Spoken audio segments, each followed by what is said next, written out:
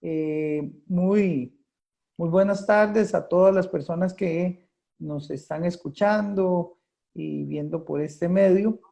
Eh, Hoy tenemos un tema bastante importante desde la perspectiva nuestra, Colegio de Abogados. Es un conversatorio eh, sobre bioética y pacientes UCI por COVID. Quienes habla, Álvaro Sánchez González, soy presidente del Colegio de Abogados y Abogadas de Costa Rica. Nos acompañan eh, dentro del panel el doctor Alejandro Marín Mora, máster en bioética, doctor en bioderecho por la Universidad de Murcia, miembro del Centro de Estudios en Ética y Ciencia de la Universidad de Murcia. También la señora Emilia Saborío Pozuelo, del bufete Soleil, Saborío y Asociados, máster en bioética del Instituto Borja de Bioética, Universitat Ramon Llull, Barcelona, España, máster en Derechos Humanos, Facultad Latinoamericana de Ciencias Sociales, Flaxo, México, licenciada en Derecho de la Universidad Autónoma de Centroamérica y notario público. Eh, Don Luis Gerardo Jiménez Arias es PhD en bioticista de profesión, graduado con honores de la Universidad Regina Apostolorum, Ciudad del Vaticano. Es becado Fulbright de la Universidad de Florida en biología molecular, máster Cientae de la Universidad de Costa Rica en microbiología.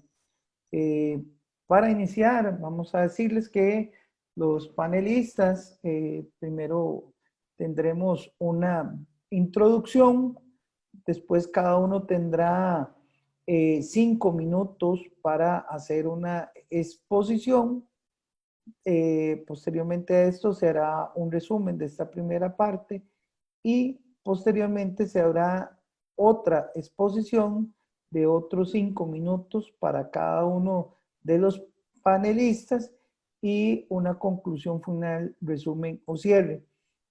Les comento que vamos a ser muy estrictos con los tiempos que cada uno va a tener y en ese sentido, pues para introducir el tema, de parte del Colegio de Abogados y Abogados, y en especial para la Junta Directiva, la cual tengo el honor de presidir, nuestro objetivo es crear espacios de formación para que las personas nos escuchen y nos vean,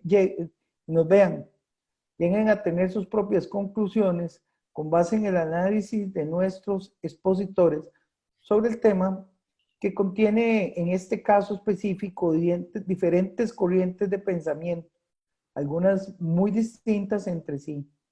Pero para colaborar con ello, no podemos dejar pasar por alto, en este caso específico, algunas palabras para ir introduciendo sobre el tema del señor secretario general de las Naciones Unidas, en una referencia o en varias que ha hecho sobre el virus SARS-CoV-2 y la enfermedad conocida como COVID-19. El señor secretario general, en esta parte de análisis de las implicaciones que tiene el COVID, hace una mención a que él también es una persona adulta mayor y que esta perspectiva en sí mismo lo hace analizar algunos aspectos importantes, entre otros que a nivel mundial las personas con más de 80 años tienen 5 veces más probabilidad de muerte que las demás personas. Que además esto genera impactos no solo en la salud, ¿verdad? Sino que genera impactos y situaciones de riesgo de pobreza, discriminación y aislamiento. Para él, en alguna mención específica, algunos de sus relatos, Dice que ninguna persona, joven o vieja, es prescindible, ¿verdad? En ese sentido, hace referencia también a nuestra preocupación sobre el COVID-19 y este impacto, que se debe respetar los derechos de todas las personas y la dignidad de todas las personas, independientemente de su edad, si es joven, niño, anciano, anciana, etc. Entonces, para iniciar, en este momento le vamos a dar la palabra al doctor Alejandro Marín, para lo cual tiene los 5 minutos correspondientes. Un gusto tenerlo por acá, doctor Marín, y esperamos su exposición para esta conversación. Torio. Bueno, muchísimas gracias al Colegio de Abogados. Un saludo especial a los panelistas que me acompañan el día de hoy, al presidente del Colegio de Abogados y Abogadas, el señor don Álvaro Sánchez. Solo para emitir la declaratoria de conflicto de interés, mis apreciaciones son personales y eventualmente no pueden responder a la posición institucional o de las instituciones académicas para las cuales yo tengo relación contractual laboral. Dicho lo anterior, es importante anotar, ya es conocido de todos la situación en la que estamos. Diego Gracia, un reconocido bioeticista español, denomina esta situación no como ética de urgencias o ética en medicina de urgencias, sino ya va un paso más allá. Esto es ética en situaciones de catástrofe. Y bajo esa connotación de una catástrofe es donde eventualmente algunos servicios hospitalarios, sanitarios, recurso material y recurso humano se pueden ver desbordados, saturados y llegar a una situación de colapso, a una situación en donde la oferta y la demanda se desbalancea. Entonces los países se han visto en la necesidad, en la obligación. Por eso lo denominamos medicina o ética en la medicina de catástrofe, porque no es una situación convencional. En medicina de urgencias, pues lamentablemente ocurre un accidente de tránsito, llegan 3, 4 personas a un centro hospitalario, otros son trasladados a otro centro, hay una coordinación y no hay un desbordamiento de los servicios sanitarios. Pero esto va más allá. Entonces nos obliga a una situación que se contempla dentro del derecho a la salud, que es la priorización. La priorización en estas situaciones responde al principio de justicia distributiva, que es uno de los 4 principios bioéticos, y según la clasificación que hace el mismo Diego Gracia y respaldada por otros, el principio de justicia distributiva, de los 4 principios que tiene la corriente principialista, que es más anglosajona, es el primero que se debe respetar. Entonces, en estas situaciones de catástrofe de salud pública, lo que prima es la justicia distributiva, o que podemos decir como justicia equitativa, es equidad. Pero, ¿es esto malo? ¿Es esto erróneo? ¿Estamos ante una situación en que vamos a coartar derechos? No, por supuesto que no. La Caja del Seguro Social, al igual que otros países, han tenido que sacar lineamientos bioéticos en materia de priorización. Y estos responden sobre todo al principio de justicia distributiva, pero también a un segundo principio que está en en la misma jerarquía, pero en un escalón más abajo, que es el de no maleficencia, Entonces, debemos entender que priorizar no es limitar el acceso. Todas las personas en los hospitales públicos, en España, en Italia, en Uruguay, en Costa Rica, van a tener acceso a atención diligente, oportuna, segura y de calidad. Eso es ese conglomerado de elementos son los que constituyen el derecho a la salud, porque derecho a la salud no es que a mí me curen de la diabetes o la hipertensión, que de por sí eso no se cura, es tener un acceso oportuno. Y por oportuno, entiéndase de calidad y seguridad también, diligente, la diligencia. Entonces, los que pueden estar eventualmente preocupados de este fenómeno de priorización, no tienen que estarlo porque un principio dentro de la corriente bioética es el principio de no abandono. Entonces, priorizar no es equivalente a abandonar pacientes. Entonces, todos podemos estar tranquilos de que vamos a encontrar un acceso oportuno y diligente, que no vamos a ser abandonados. Ahora bien, entonces, ¿de qué va esto? Desgraciadamente, en esta situación de catástrofe, en esta situación de desbordamiento, cuando las condiciones biopatológicas...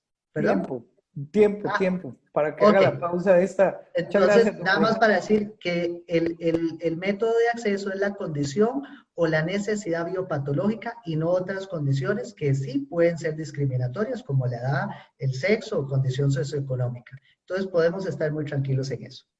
Ok, muchas gracias, don Alejandro, por esta primera exposición. Ahora le vamos a dar la palabra a nuestra colega, doña Emilia Saborío, para que haga la respectiva exposición a partir de este momento. Igual tiene 5 minutos. Muy buenos días y quiero agradecer la invitación del señor presidente del Colegio de Abogados para participar en este conversatorio con expertos de tanto prestigio como el doctor Alejandro Marín y el doctor Luis Jiménez. La priorización y la asignación de recursos es definitivamente un tema controvertido, pues sí considero yo, como abogada, que constituye un derecho, una limitación al derecho fundamental al acceso a la salud, justificada o no justificada, pero es una limitación, porque no voy a tener el acceso que requeriría si no hubiera limitación de recursos. Considerando la escasez del tiempo y la necesidad de concretar, voy a referirme a varios temas puntuales relacionados con la priorización. Básicamente quisiera referirme a cuáles son los presupuestos que deben cumplirse para limitar el derecho y cuáles los principios que deben guiar tal priorización, de manera que cualquier medida cumpla con los requerimientos de igualdad, justicia y equidad. En este sentido, quisiera preguntarme cuál es la responsabilidad del Estado respecto a la disponibilidad de recursos y cuál es el alcance de esta obligación. Cuáles son los principios que deben guiar las decisiones de asignación de recursos y sobre todo quisiera referirme a la imposibilidad de la exclusión con base en criterios de edad, capacidad o utilidad y las excepciones a estos criterios. Con respecto a la disponibilidad de recursos, es necesario tener presente que de acuerdo a los tratados internacionales de derechos humanos es una obligación del Estado derivada de sus obligaciones de proteger, promover y garantizar el acceso a la salud, lo que implica el acceso a dispositivos y medicamentos suficientes. ¿Cómo determinamos el cumplimiento de esta obligación? Las disposiciones internacionales en materia de derechos humanos establecen que el Estado deberá demostrar que ha hecho todos los esfuerzos posibles para invertir el máximo de los recursos para garantizar el acceso al mejor nivel posible de salud. Respecto a la priorización solo puede darse como un segundo paso, una vez que el Estado ha demostrado, teniendo la carga de la prueba en esto el Estado, que efectivamente ha hecho todos los esfuerzos para organizar los presupuestos de manera que ha invertido la máxima cantidad posible para garantizar el acceso al mejor nivel posible de salud, no a una atención caritativa ni paliativa cuando no tengo posibilidades de tener acceso a medicamentos o dispositivos que me garanticen el derecho a la vida. Esta priorización debe ser excluyente y únicamente en forma excepcional por cuanto el Estado está imposibilitado para establecer medidas regresivas en el acceso a la salud. Determinada ya la imposibilidad de cumplir, corresponderá al Estado establecer criterios de priorización. ¿Qué principios o valores deben aplicarse para la definición de estos criterios? Deben garantizarse principios de igualdad. ¿Qué significa? Que la asignación de los recursos que ya son escasos en tiempos normales, pero que en casos de una pandemia, una catástrofe como en la que estamos, simplemente se estresa todavía más el sistema sanitario, deben aplicarse los mismos principios. Igualdad, todo ser humano tiene derecho, tiene igual dignidad, igual valor e igual derecho a gozar de la salud, debiendo garantizarse, por tanto, el acceso a todos los productos sanitarios de calidad científicamente comprobada. ¿Qué vamos a hacer si hay un momento en que hay que decidir entre uno y otro paciente que igualmente son seres humanos con derechos iguales? Fundamentarnos en principio de justicia distributiva.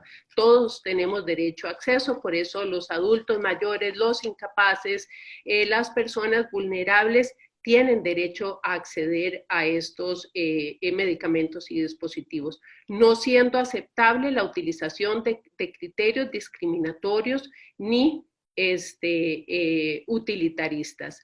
Por el contrario, en las poblaciones vulnerables, que puedan ser definidas como tales por las diferentes condiciones de vida y su contexto, es obligación del Estado tomar medidas afirmativas, una discriminación positiva para garantizar el acceso a la salud en la mayor medida posible. ¿Cómo se definen estas normas o estos criterios de priorización? Dando participación a todos los sectores. Se nos acabó el tiempo de los Sí. 5 minutos. Yo sé que son rapidísimos, ¿verdad? Pero puedo dejarlo para el resto de este conversatorio que ya perfila demasiado interesante. Don Luis, también tiene 5 minutos a partir de este momento, por favor. Muchísimas gracias, licenciado Álvaro Sánchez.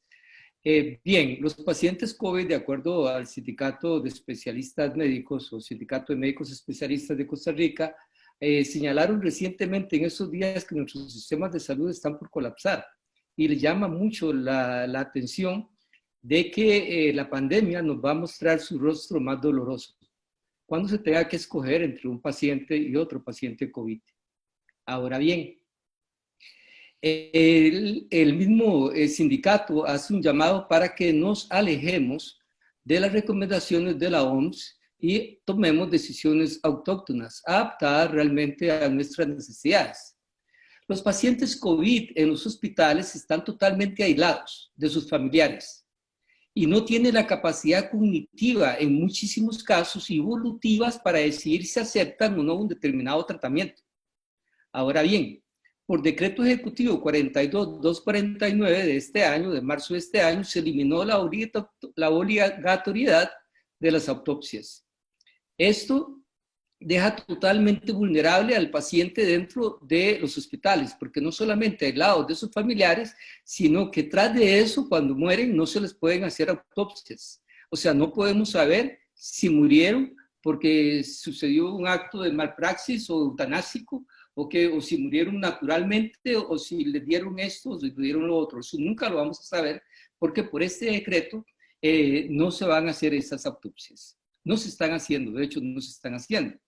Los pacientes COVID, por otra parte, están bajo, pongámoslo así, la protección actualmente de los lineamientos que tiene el área de bioética. Y esta es la parte que tal vez nos puede preocupar un poco, porque es el área de bioética de la caja, que tienen toda la autoridad para hacer lo que están haciendo. Lo que pasa es que tenemos que cuestionarnos las cuestiones meramente éticas y legales, si lo que están haciendo, sus recomendaciones son las adecuadas o no. Y esto yo creo que debe discutirse en la arena pública y que sean especialistas en derecho y en bioética realmente los que valoren si esto que está haciendo la caja está bien o está mal. Ahora bien, porque estos lineamientos de la caja deben ser consonantes con nuestro ordenamiento jurídico, no pueden ser ajenos de ellos, solamente un lineamiento, no son leyes, y no pueden ir por encima de las leyes y nuestra legislación. Estos lineamientos se basan en salvar el mayor número de vidas posible, y salvar el mayor número de vidas posible yo lo puedo hacer de muchas formas, no necesariamente de la forma más ética. Y ahí tenemos que cuestionarnos si salvar el mayor número de vidas es consonante con la dignidad de todas las personas humanas. Y esto porque en su apartado 2.14 de esta área de bioética, de estas consideraciones, dan prioridad a la atención de personas que tengan máxima sobrevivencia, lo cual es sumamente peligroso, bajo el principio de justicia distributiva, que realmente es éticamente erróneo o está mal aplicado, pues discrimina a los que menos posibilidades de vida tienen. Esto es, en general, a los ancianos, los cuales tienen adicionalmente el mayor número de comorbilidades. Esto es, de factores de riesgo para que se mueran. Entonces, aplicar este principio de máxima sobrevivencia podría estar dejando desprotegidos a los ancianos por más que el documento diga que no. El principio de humanización de los servicios que se menciona en dicho documento también es mal interpretado, porque dicho principio de médica ética implica la inclusividad de todos y todas indiferentemente de la edad, siendo que se debe admitir a los servicios conforme a la urgencia del tratamiento y al momento de llegada al hospital, pues especialmente en esos tiempos extraordinarios, en tiempos que realmente no son los tiempos ordinarios y cuando se saturan las unidades, el derecho que debe prevalecer es el de primero en tiempo, primero en derecho. Eso es una cuestión de sentido común y del derecho universal. Principio obviado en este documento, pues en el documento oficial de la Caja, en el apartado 2.10.1 menciona y establece que se debe evitar ese criterio de primero en llegar, primero en ser atendido.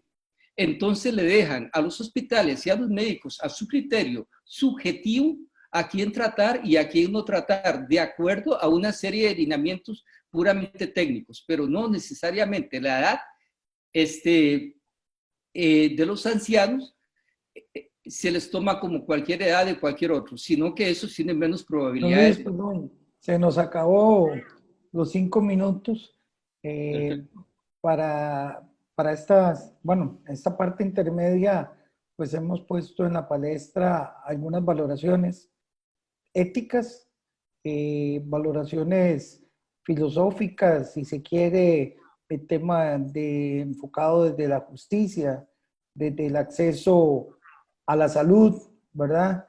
Y algún criterio técnico, también jurídico de principio, que es primero en el tiempo, primero en derecho. Sería como, digamos, un esquema de todo lo que se ha planteado hasta este momento. Quiero también agradecerles a los tres por las excelentes participaciones que han hecho hasta este momento. Vamos a darle espacio al doctor Marín nuevamente, que tiene 5 minutos para seguir continuando con su disertación. Muchas gracias. Gracias a ustedes, sumamente interesante. Les decía que la priorización se da por la necesidad biopatológica. Esto es un tema que podríamos discutir por largas horas, pero a diferencia, digamos, del concepto general que mucho colega abogado o abogada pueda tener, en medicina sí existe la discriminación positiva. Y uno dice que pero toda discriminación es mala. No, en medicina sí hay una discriminación positiva. Puede ser que primero llegue una mujer embarazada a las salas de urgencia, que llegue un adulto mayor, que llegue una persona extranjera, que llegue un niño que se metió un frijolito en la nariz, ¿verdad? Entonces, ese médico y todos llegaron en distintos momentos, 5 minutos, 10 minutos después, etc. Entonces, el criterio del médico, de la médica, no es subjetivo. Ya lo ha dicho la sala constitucional de nuestro país y otras, que es un criterio basado en conocimiento, que hay una integración al colegio profesional, etc. Y él hace una discernización en base a criterios objetivos, cuantitativos, cualitativos, de cuál paciente atender primero. Entonces, digamos, un error conceptual considerar el criterio de primero en llegar, primero en ser atendido. Ya estos lineamientos que elaboró la Caja del Seguro Social son respaldados por la Conferencia Episcopal, porque prácticamente lo que dijo la Conferencia Episcopal hace unos días atrás son los mismos lineamientos que emitió el área bioética. Y esto nos lleva a un mito, esto nos lleva, yo lo denomino mito, pero otro error conceptual es que el único error conceptual que yo le encuentro a lo que elaboró la Conferencia Episcopal es hablar de eutanasia pasiva. La eutanasia pasiva no existe, es un error conceptual, solo hay un tipo de eutanasia, y ustedes lo pueden ver en el artículo 115 y 116 del Código Penal. Si hubiesen más tipificaciones de la eutanasia, del homicidio por compasión, pues el legislador las hubiera contemplado en el Código Penal. Entonces, no existe. Eso es un error que data de 1994 en el informe de Sir Walton en Inglaterra, cuando en un consejo del Senado se publicó un documento y la mala traducción y la mala interpretación, etcétera, originaron un montón de eutanasias, pasiva, involuntaria, indirecta, y eso no tiene razón de ser, solo hay un tipo de eutanasia, ¿verdad? Entonces, y es ilegal en el país, entonces no tenemos que tener preocupación de que en nuestros hospitales esté ocurriendo eso, porque es un delito y eso no ocurre en ningún hospital, ni público ni privado. Y si así se detecta, pues que se denuncie y punto, o sea, pero eso aquí no pasa. Entonces, priorizar no es discriminar, porque usted prioriza en base a objetivos, a criterios claros, en base a estándares, criterios clínicos. Entonces, yo hago yo hago una selección, una clasificación, el famoso triage canadiense, etc. Entonces, yo veo a quién le doy prioridad. Entonces, priorización no es discriminación, no es discriminación, siempre se hace. Solo que en estos momentos pues se ha hecho más de relieve, pero la priorización existe desde que existen los seguros bajo el modelo de Bismarck o el modelo anglosajón, etc. Y por último, quería referirme a que los principios que sacó el área de bioética del CENDEIS, o sea, la Caja del Seguro Social, pues lo sacaron otros países, ¿verdad? Solo México cometió un error por ahí de hacer una discriminación muy clara, pero rápido fue porque el Ministerio de Salud, la Secretaría de Salud Mexicana, no le pidió consejo a Conbioética, que es el Consejo de Bioética Mexicano, pero rápidamente, en cuestión de 48 horas, ya se habían retractado. Eso fue un grave error, ¿verdad? Pero para que vean que esto no es ajeno y no es discriminatorio. Y lo último de mi mensaje, como médico, decirles que lo fundamental en estos casos, en estos tiempos, es la ética de la virtud, templanza, justicia, fortaleza y prudencia, y que la prevención es la mejor herramienta que podemos, como ciudadanos, ética civil, roles, de ser conscientes y ayudarnos entre todos, ser solidarios, para evitar esa situación de saturación de nuestros centros de salud. Así es que mascarilla, lavarse bien las manos y la distancia social, ¿verdad? Porque ya se me cumplieron los 5 minutos que tenía en el cronómetro. Exacto. Muchas gracias, don Alejandro. Ahora sí, tiene nuevamente la palabra la señora Emilia, nuestra colega que está participando hoy con nosotros. Puede empezar, doña Emilia. Igual 5 minutos. Muchas gracias. Sí, en defensa de mi querido amigo, que tanto ha sufrido los embates de la crítica pública, porque bueno, para eso se asumen los puestos públicos, tengo que defenderlo en los lineamientos de la Caja, porque en realidad en el punto 3.3 de los lineamientos habla de maximizar, de que se maximice la posibilidad de recuperación. Entonces, estamos hablando que, como yo lo entiendo, que en 2 pacientes con diferentes edades, un adulto mayor y un joven en igual estado de gravedad, se debe priorizar dándole el tratamiento a aquel que tenga más posibilidades de recuperación, no posibilidades de sobrevida. Independientemente de que el joven de recuperarse pueda vivir 20 años o el adulto pueda vivir 2 años, debe darse prioridad a aquel que tenga mayor posibilidad de de que el tratamiento les sea efectivo. Entiendo en ese sentido que no hay discriminación para los adultos mayores, con la que tampoco estoy de acuerdo con el criterio de edad como criterio discriminatorio para no otorgar el tratamiento. También estoy de acuerdo con el doctor Marín con respecto a no primero en el tiempo. ¿Por qué razón? Porque el criterio de no primero en el tiempo parte de la presunción de que todos somos iguales, y no todos somos iguales. Habemos quienes tenemos automóvil, habemos quienes vivimos alrededor de los hospitales, quienes tenemos más accesibilidad física a los recursos disponibles del Estado y quienes no. Entonces, al llegar a un centro hospitalario a solicitar atención, es importante que el médico que va a tomar la decisión antes de practicar el acto médico tome en consideración el contexto social de la persona que está requiriendo de atención y tome en consideración el estado de gravedad y una serie de criterios que se deben valorar en forma conjunta. Ello no quita que sea muy importante que estos criterios y estos lineamientos que ha emitido la Caja y que era con lo que quería concluir anteriormente, estos lineamientos de la Caja deben ser sometidos a participación de todos los sectores de la población para que todos los que no estamos en el Comité de Bioética de la Caja o no estamos en el CENDEIS podamos opinar sobre y enriquecer la discusión sobre la forma de resolver esta crisis que nos afecta a todos.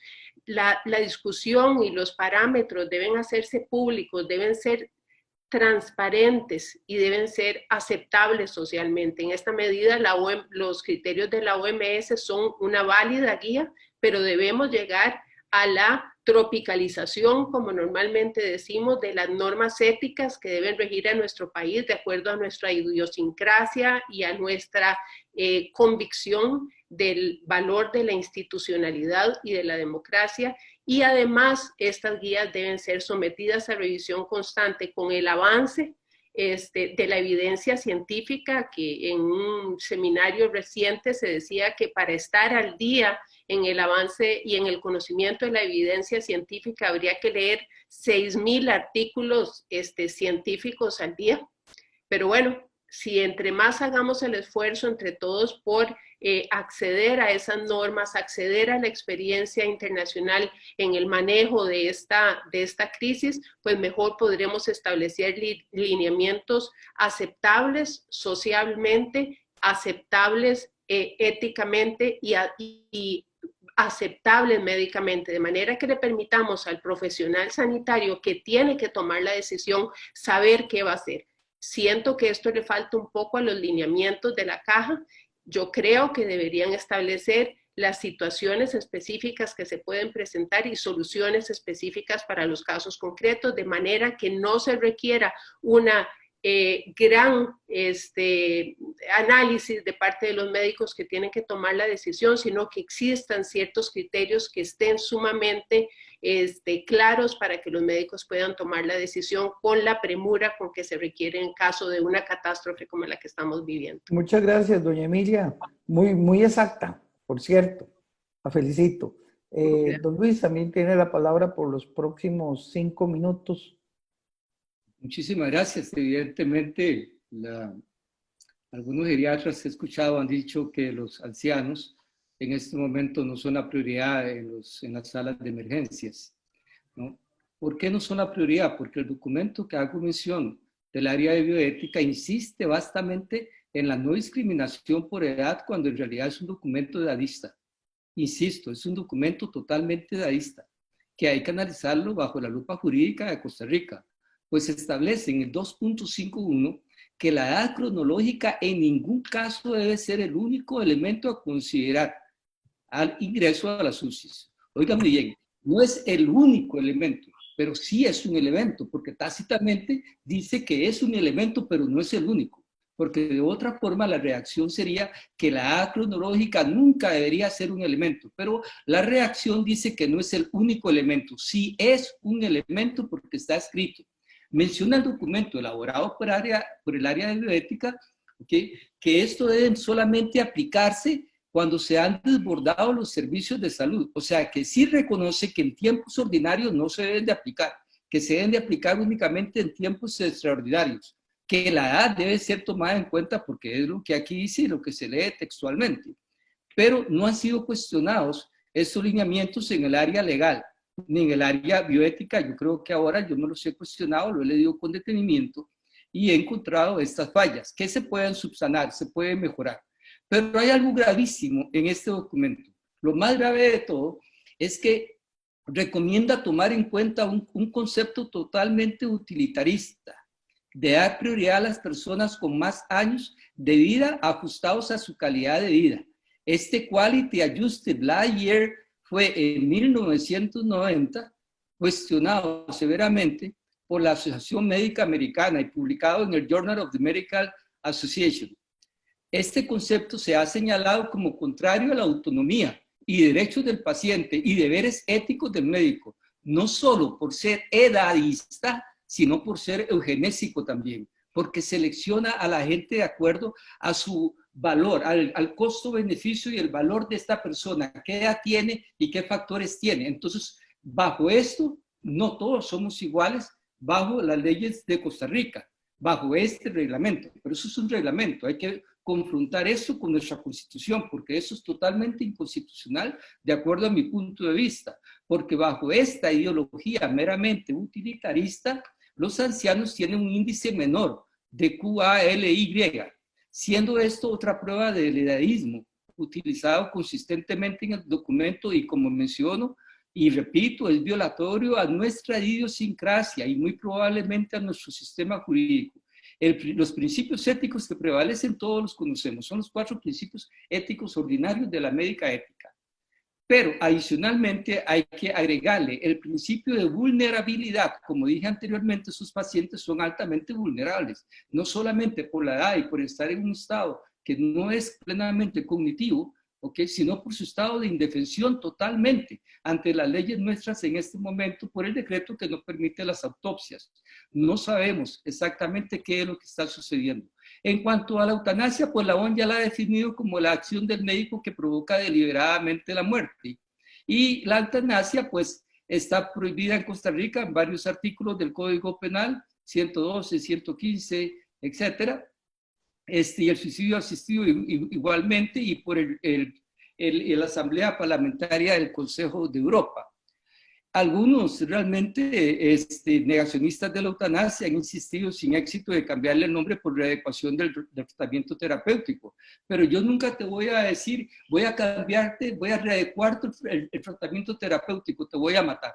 Porque es la intención la que equivale al acto en la ética. Y entonces resulta que la adecuación del tratamiento terapéutico depende si es con intención o sin intención. Y si es con intención de matar, pues eso es un acto eutanásico. Si no es con intención de matar, es solamente evitar el dolor y como efecto colateral o efecto secundario del principio del doble efecto se muere el paciente, pues eso es lo normal de la medicina.